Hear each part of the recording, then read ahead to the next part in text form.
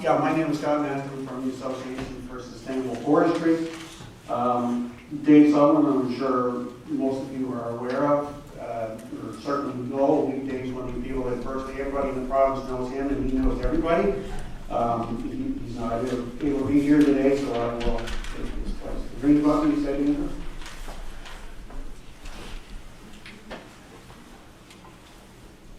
Where's the other direction? Oh, it's the arrow button, it's not the green button at all. Okay, the ASF has been around. Actually, this is our 25th anniversary. I guess before I started into it, I was going to say, great to see such a good turnaround on such a nice spring day. It's really hard to get people interested. Myself personally, at 7 o'clock this morning, I was kind of like, oh, what day it is. But it's always great to come out. I see lots of familiar faces and some new faces, so hopefully we get a chance to chat. Anyway, it is our 25th anniversary. I think Dave's been with the ASF for a big chunk of that. I think it's probably 17 or 18 years, he said. I've been with him for 4 months as a retirement gig, I guess.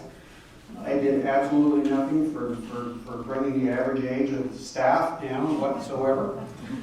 Anyway, what we do, try to give it to you in a nutshell here. The other thing is I found that I looked at the schedule and I see a clock up here and I'm already short of a minute and a half. And I haven't even talked about what we do, and that's a problem with me. Because Dave gave me this presentation, it was like 40 slides and I had 25 minutes. It's like, that's probably not happening. So strap in, I'll try to get through it as best as I can. What are the things we do? One thing for certain, that as Simon alluded to, we provide silviculture opportunities for private woodlot owners throughout the province, small private, non-industrial private, and certified woodlots that get proportioned out a certain amount of money based on what we have to work with every year. Focusing on silvicultural treatments as part of the entire package of ecological forestry for the province, as is identified in the Leahy report. And a little bit about who we are. The ASF has a board of directors that includes private woodlot owners groups, the forest industry, and of course the Department of Natural Resources, who is one of our closest partners that we work with. We are a not-for-profit group. Basically, we do programs delivery. What do? We have what we kind of refer to as our regular silviculture program. That is money that we deliver on behalf of the province, indirectly through the forest sustainability regulations.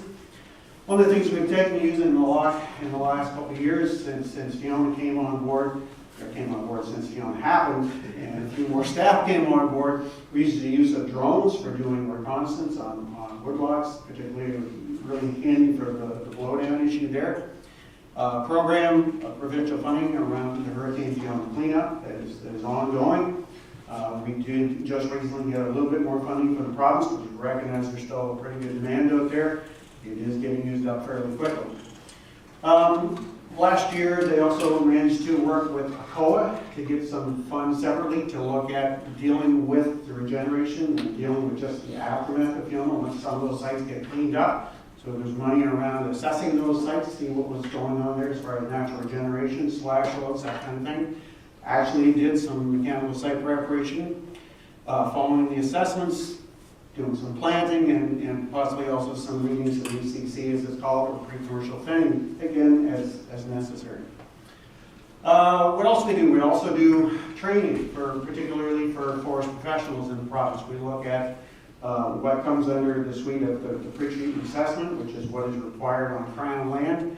It's also used a fair bit on Crown as well for doing prescriptions, really evaluating what the forest is all about to come up with proper prescriptions. So there's 3 key modules that we do there as a forest ecosystem classification, one that's near and dear to my heart. The SGM measurements. The SGM is the silvicultural guide for the ecological matrix that's used for the management of Crown lands. So there's a whole module available for that, and a biodiversity module that's implemented by a retired biologist now, and a couple of our own staff as well.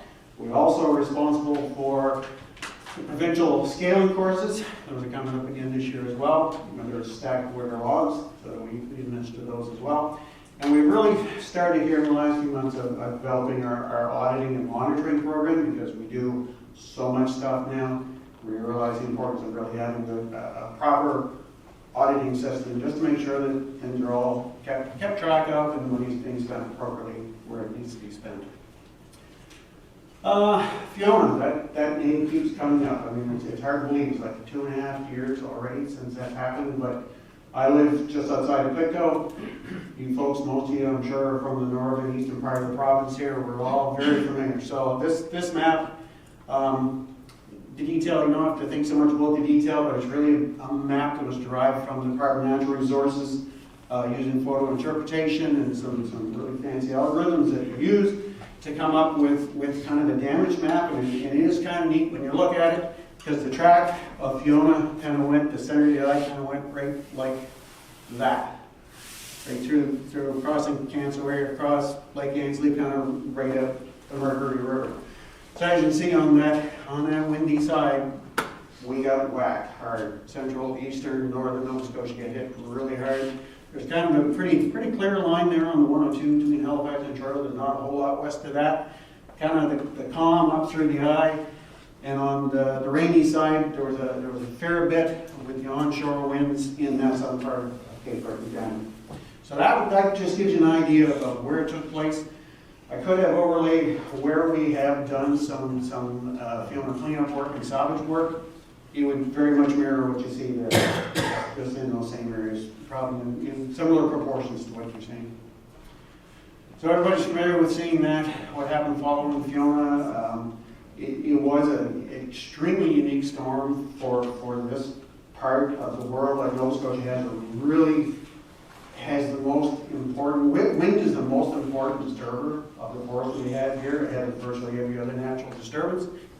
This one was so directional. I mean, I've said for years now, if you live in, west of that blank area over in there, for the next 20-some years, you're never going to need to come to the woods, because every tree that's fallen down is pointing south. Boom. That's just the way it is. If you're on that side, every tree, boom, is pointing north. It's really interesting. Very, very directional. So that's what you see. A lot of trees laid down. And that's opposed to like something like Hurricane Juan. And a lot of you probably remember it was much more cyclonic. Trees just kind of went everywhere. It was really different. So anyway, we have lots of those sites. This is one that was a post-cleanup. And I know people are going to look at it and think, oh my God, what a mess that is. It is what it is, right? They're still on this site. You can see there's a lot of really heavy slash, a lot of coarse woody materials that are there. Some uprooted, lots of uprooted trees. That's actually part of natural soil ecology. It's how pit and mound happens. It's all about soil disturbance and renewal, and just how all those processes work. So this is one following cleanup. And of course, most disturbances encourage natural regeneration. Wouldn't it be great if everything generated to look like that? We've got red spruce and white pine, and there's some red maple. I think you see a couple, looks like maybe yellow birch in there. Nice variety of stuff. When we went back and looked at some of the Fiona sites, we were looking to assess, okay, what is the regeneration status of those? Sometimes you find that, sometimes you don't. So there's always the option that you may want to look at doing some planting in those areas. So we reinvented the wheel. We went back a couple and a half decades and dug these things out of people's backyards and laying around the woods that were all full of rust and everything else. These are called shark fin barrels for doing mechanical site prep. It's just a way of making those sites. You improve the stocking ability, get more trees in the ground, get better stocking in there, improves the accessibility for planters, it improves the survivability of the trees that are planted there. It's an old tool, but a good tool. There's a picture of an old, looks like an old 230 skidder, which I had one of those in one day years ago. After Fiona, I sure wished I still had it, but little quick story short.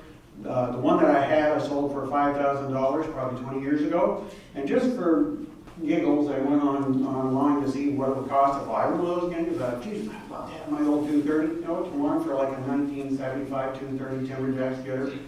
Like $25,000. Are you kidding me? Anyway, you see somebody here, what's that? Antique plates. Antique plate, exactly.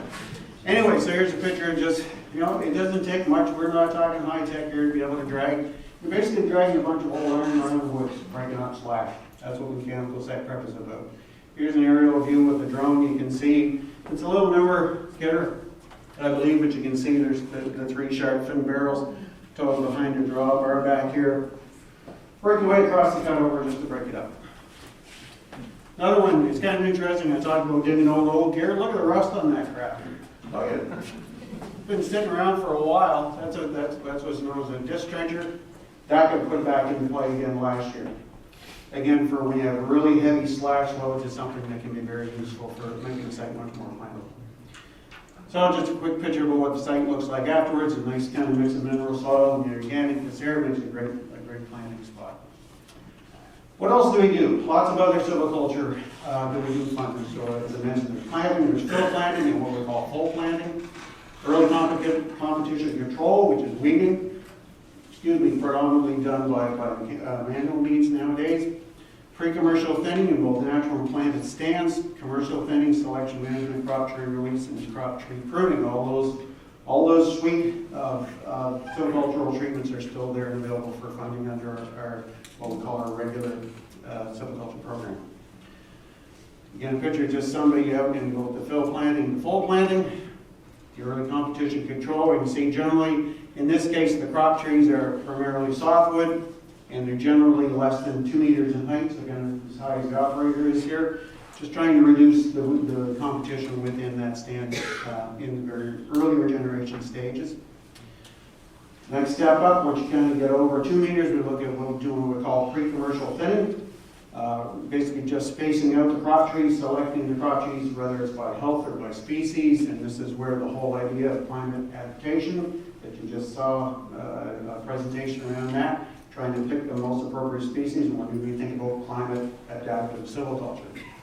The idea, quick and dirty, around what PCP is all about, if you think about it, every acre of land, every hectare of land in the woods can grow so much wood. So let's use some old school numbers. So if we said on the average in Nova Scotia, an acre of ground can grow a cord of wood.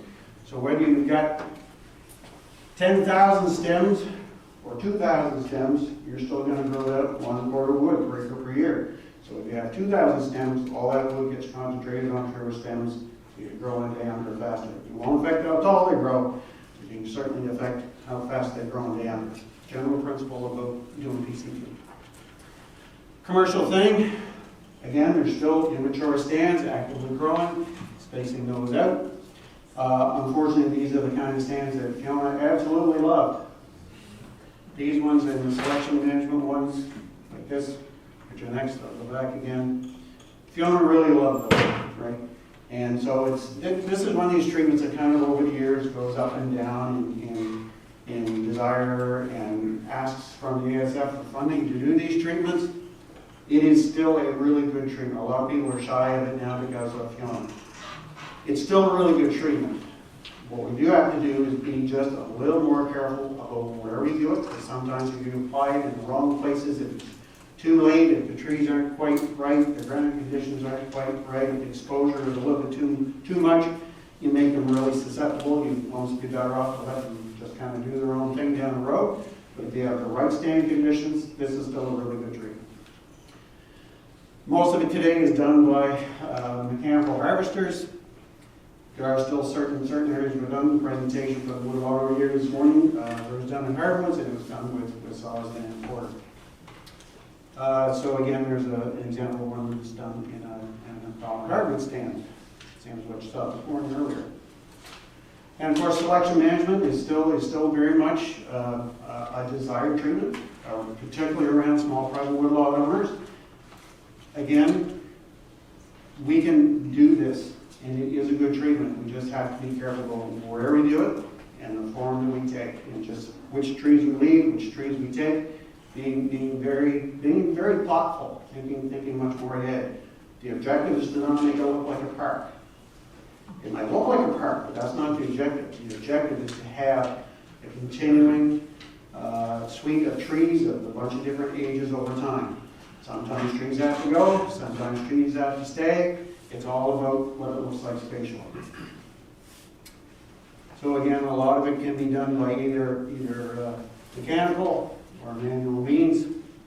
Both work really well depending on the size of your woodlot and the availability of who's around to do this work.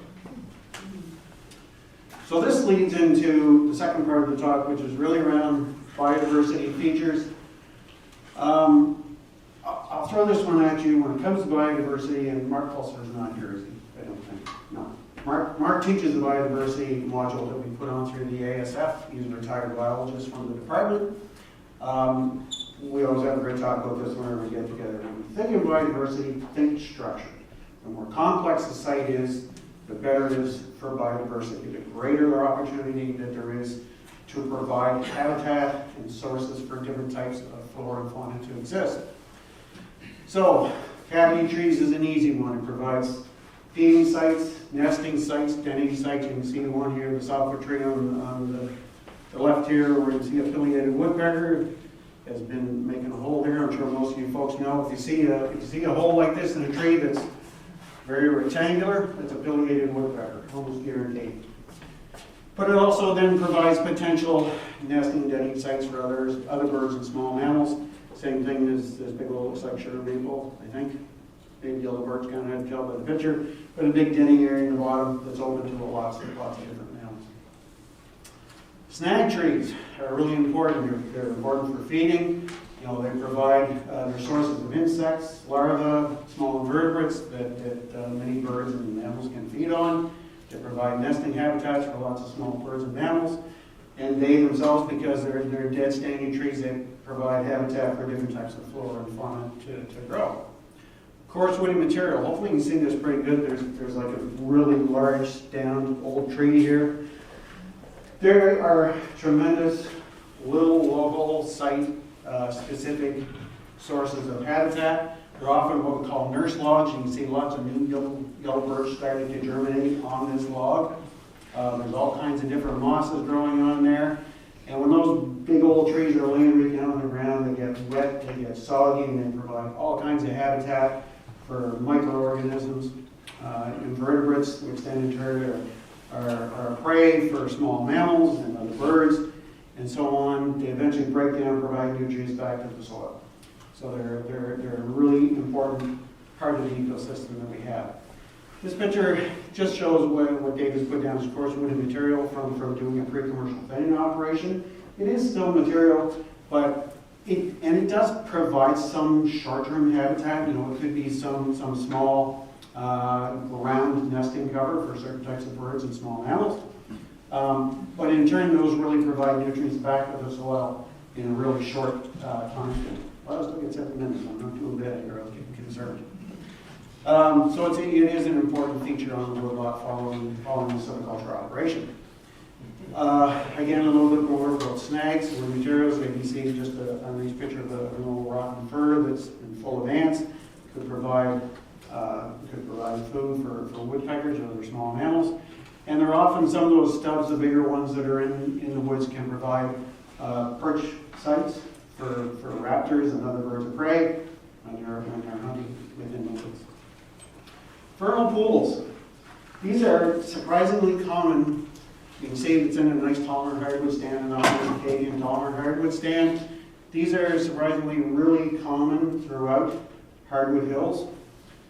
And they are incredibly rich biodiversity spots. They are a little oasis. They provide really specific habitat types in lots of woods, and they're really important to make sure you stay out of them, because in the summertime they can look like that.